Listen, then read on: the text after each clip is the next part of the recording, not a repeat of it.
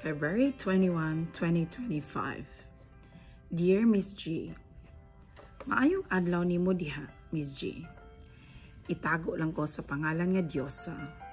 Galibog ko sa akong pagkabutang kay niining Valentine's Day nga milabay, nagpatabang akong bana og patanaw kung kinsa kining babaye nga nagmessage kaniya. Nalipay ko, Miss G, kay hingtug-an siya nako. Apan hingsaka ang akong kolesterol o ang grado sa akong mata dihang nakita na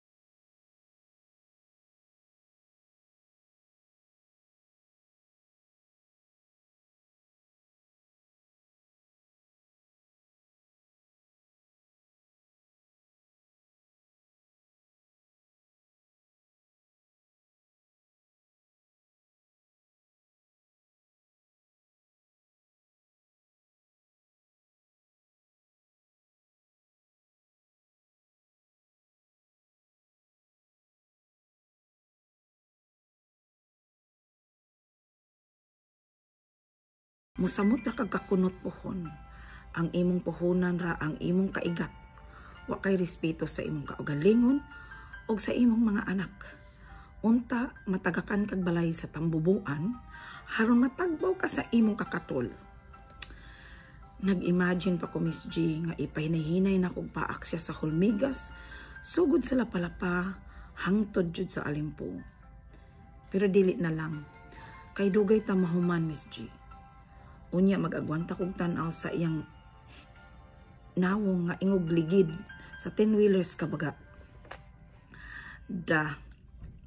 Nakapahungaw jud ko, Miss G, sa akong gibati. Ako siyang giblock. Pagkahuman, Miss G, naligo ko.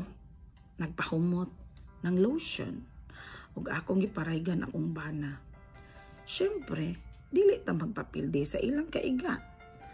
Wala sila'y nadungog nako nga nagtagaw-taw ko, gawas din hini mo, Miss G, og sa imong mga tigpaminaw. Abi pa lang, no, naapektuhan ko hangtod jud sa akong pagka-stress. Dili pwede nga mahibaw-an na niya. Uroy, magkinaunsa, ako man ang asawa. Siya extra. Sa akong bana, dong, salamat kay naliksyon na ka. Tug-an jud kay basin og ako kang tuk-on sa akong mga haplos. Libudan ka sa akong mga pilit nga gakos hangtod nga mabugto imong ginawa. Very good kay kadong. I love you. Mama chup chup. Daghang salamat, Miss G, sa pagbasa ni ining akong sulat. Ang imong tigpaminaw, Diyosa. Balik na puntaan niya itong kabuang. Pero anyway, murag wala na ko iikuan, itambag. Murag, ning ari ra gyud ko diri para magbasa lang gyud sa sulat. Kay, kanang, okay man, maayo pagka, maayo imong gibuhat, Diyosa. Pero nahimuot ko kay, mo siyag agta nga na-overdose sa glutathione.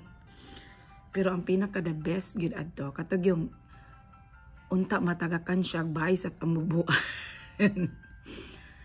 Pero anyway, no, tinuod yun na. Dili nga mao man gud ang mahitabo kung awayon nimo imong bana nga wa pa kakahibaw sa unsay rason. Kamo mag-away. Unya magfiesta ang kuan. Ang agta nga na-overdose sa glutathione, so mo na nga kanang pangutana no, lingkod mong duha niya pangutana, tinuod ba ni unsa may imuhang gi pasalig ani nga mura mag lami kaayo og tuno ning bayhana. Nagpasalig ba ka ani niya og kanang langit og kanang kuan, langit og yuta nga naing ani man imong naing ani man ni siya iyahang gibati, no. Kay di biya pud ta kahibaw. So mo nang mangutana jud daan ka sa imong pares kay lisod pod. Pero mao na. Nalingaw ko sa imong sulat, Diyos, daghan kayong salamat. Ug katong mga kuan, hinuno siya ang tagaw to. Katong nakadungog sa suwat sa akong pagbasa niya, murag nakatiktik mo, mura manig si Diyos sa kailak mo. Nya na amoy hint, ana. I-spread the news. Kaya rin mo abot dito sa agta nga igat. Bitaw. Maura to atong Valentine segment kay kanang naay nag-request nga nung wala na ko magbasa.